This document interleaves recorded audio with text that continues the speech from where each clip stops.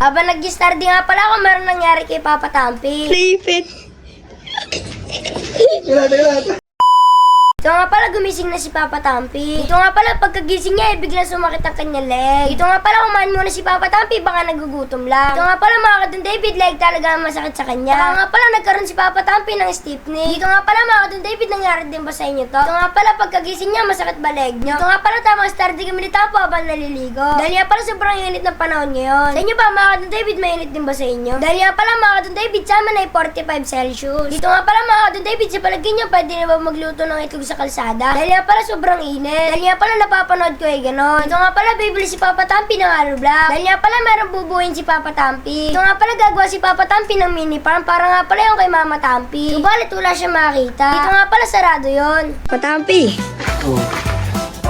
Ano yun? ba't laging ganyan yung leg mo? Sakit nga. Sturdy. Study. Sige. Ayan guys, oh. Don David, oh. Namiss siya daw mag-study. Ngayon, palabanin niyo daw siya mag-study. Now, siya lalabanan ako kahit yung step din ako. Hindi pwede.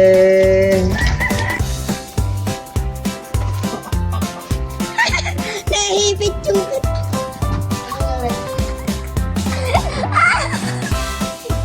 Kadi...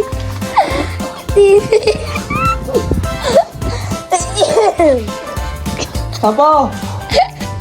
Tapo, tulong! Tapo, tignan mo!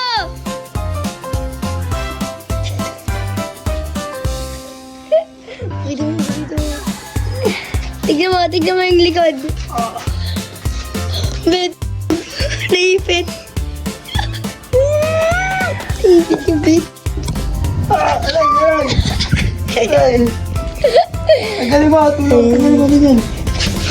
Tagal na rin. Tagal mo. Tagal na rin. Ay, stop.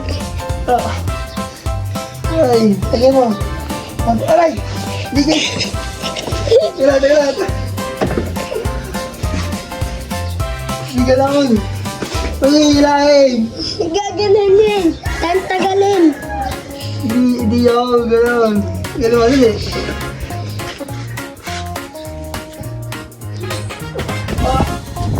No.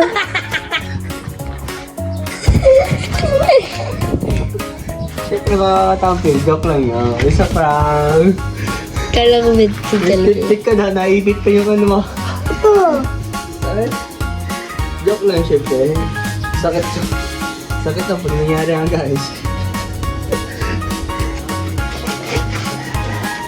Pagkakilin natin guys.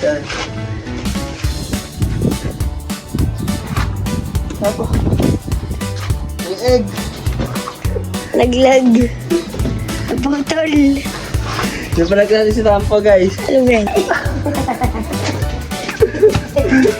Sabi dito na lang. Bye-bye.